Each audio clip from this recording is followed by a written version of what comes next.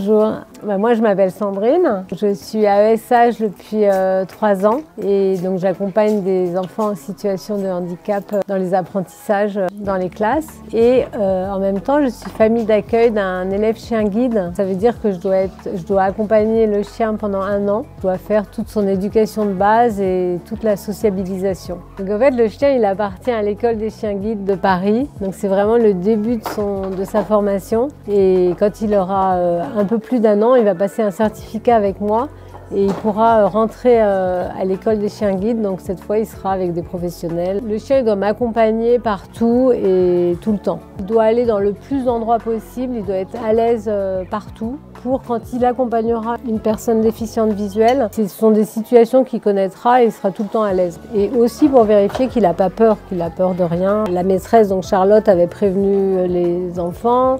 Elle leur avait expliqué. Les enfants ils étaient hyper contents. Elle avait prévenu les parents, donc tout le monde était au courant. Et ce qui était chouette, c'est qu'ils avaient déjà préparé des questions.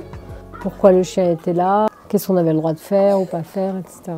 Bonjour, je suis Charlotte, je suis l'enseignante de la classe. J'ai vu un changement notamment sur l'enfant dont s'occupe précisément Sandrine. Je trouve qu'il s'est beaucoup plus ouvert, il est plus dans le langage, il est plus autonome. J'ai une classe assez sage à la base. C'est vrai que ça joue en termes de calme, d'apaisement, le rapport aux animaux. Il y avait des enfants dont les parents m'avaient dit qu'ils appréhendaient la présence du chien. Les parents m'ont déjà dit qu'ils caressaient des chiens dans la rue depuis qu'il y avait Urbex dans la classe, etc. On le voit que ça aide aussi beaucoup l'inclusion des enfants en situation de handicap, parce que le chien, ça permet d'être moins stressé, ça permet d'avoir confiance en soi aussi. Enfin, il y a un regard sur le handicap qui s'ouvre sur les enfants.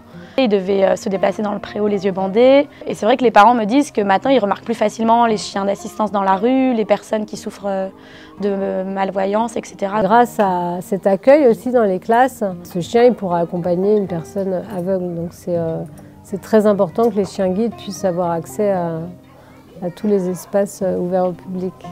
Mais ça s'est fait grâce à la maîtresse, grâce à l'inspectrice, grâce au maire aussi du 13e arrondissement.